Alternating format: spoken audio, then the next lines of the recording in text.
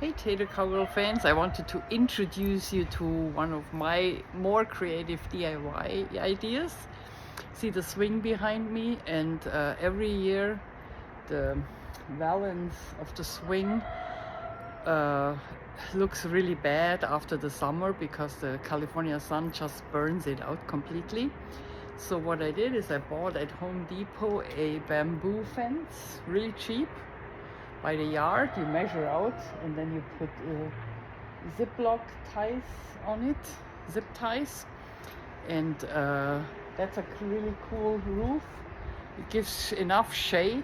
You can make it as thick as you want. You can do double, you know, and it looks like a kind of Hawaiian theme. Or we have the flamingo chairs. I got some fabric and sewed some cushions on the chairs, and have some nice pillows here, you know, that fits, and it looks really cool. I mean, never looked that good.